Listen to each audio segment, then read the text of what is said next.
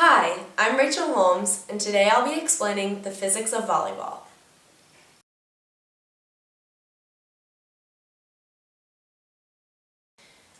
The game of volleyball dates back to 1895, where it was invented by Holyoke, Massachusetts YMCA instructor William G. Morgan. He blended elements of basketball, baseball, tennis, and handball to create a game for his class of businessmen that does not involve much physical contact. The game got its name from players volleying the ball back and forth over the net. Today there are more than 46 million Americans who play volleyball and 800 million players worldwide who play at least once a week. Across the globe, volleyball is only second to soccer among participation sports. This topic has great significance to me personally because I have played volleyball since second grade.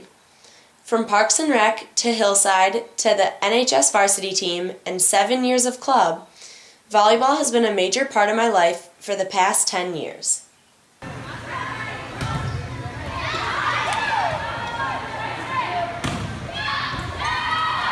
The object of the game is simple. Each team wants to send the ball over the net to ground it on the opponent's court and prevent it from being grounded on their own court. There are many ways to score a point, but the ultimate goal is to make your opponent mess up before you do. Each team is allowed 3 contacts, but no player is allowed to contact the ball twice in a row. Games are played to 25 in either best of 3 or best of 5 matches.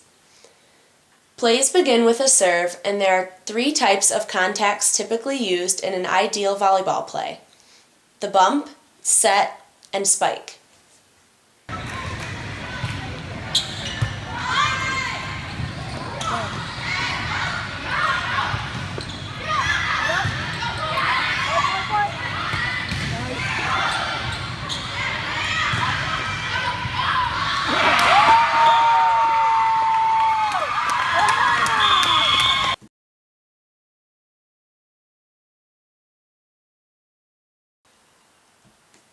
You might be wondering, how can this game possibly relate to physics?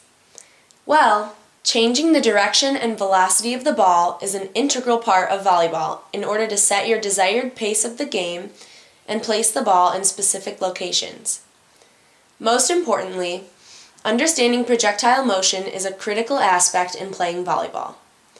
As you remember from class, projectile motion is when an object moves through space in both the x and y directions without any additional force acting upon it once it is released. In the x direction, the variables are displacement in the x direction, velocity in the x direction, and time.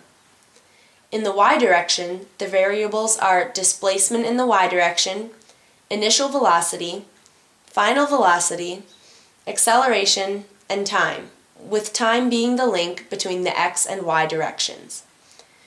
We calculate projectile motion problems using a combination of the 4 uniformly accelerated motion equations. To better explain how volleyball and projectile motion interact, let's look at the projectile motion of a serve.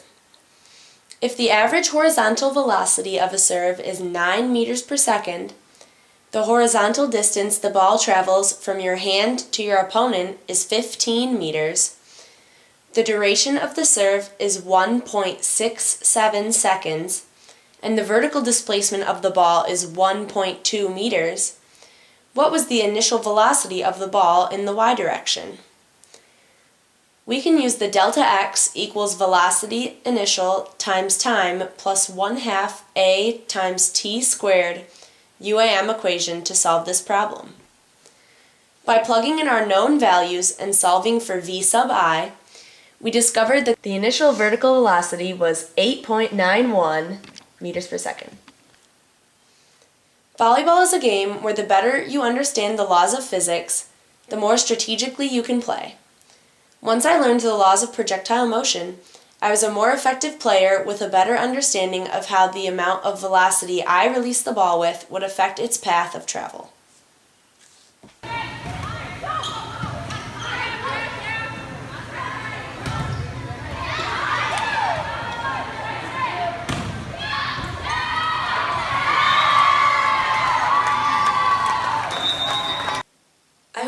a lot from this video and have a deeper understanding of the physics of volleyball.